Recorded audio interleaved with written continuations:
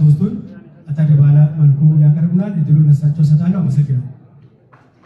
ሁለቱንም አንድ ላይ አስታውቀን በኋላ ሲያቀርቡ እያስቤ ነበረ። የሁለቱም ፕሮፋይል በጣም ብዙ ነው። ያው በጣም ምሁር ናቸው ሁለቱም።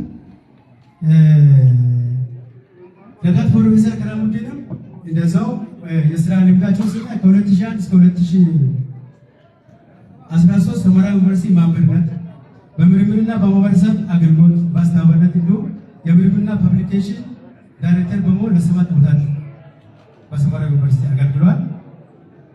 እንዲሁም 7 ሀገር አቀፍና 1 ዓለም አቀፍ የምርምር ሲምፖዚየም አዘጋጅቷል።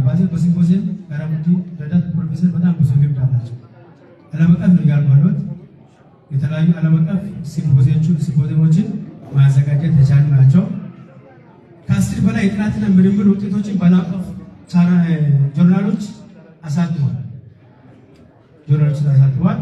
7 የምርምር መጽሐፍት ላይ ዋና አዘጋጅ ሆኖ ሰርቷል። የምርምር አጻጻፍና ትጋትን ላይ የአሰልጣኞች አሰልጣኝም ሆኖ የሙያ ብቃት ማረጋገጫ ያላቸው ናቸው። ከ20 በላይ ሀገር ውስጥ እና የውጭ ፈንድ የተደረጉ የምርምርና ፕሮጀክቶች ስራዎችን ሰርቷል። ረዳት ፕሮፌሰር ከራሙዲ በወረቤ ዩኒቨርሲቲ የኤምቢኤ እና የኤምቢኤም ዲግሪ የሁለተኛ ማስተርስ ፕሮግራም አልነበረም። ከሰመራ መጥቶ በዩኒቨርሲቲው አዲስ ፋካልቲ እንዲከፈት አድርጓል ማለት ነው። በሱ ማለት ተከፍቶ አግሎት እየሰጠ ያለበት ሁኔታ ነው ያለው። የትምህርት ደረጃውንም ሲናይ ከራሙዲ የትምህርት ደረጃ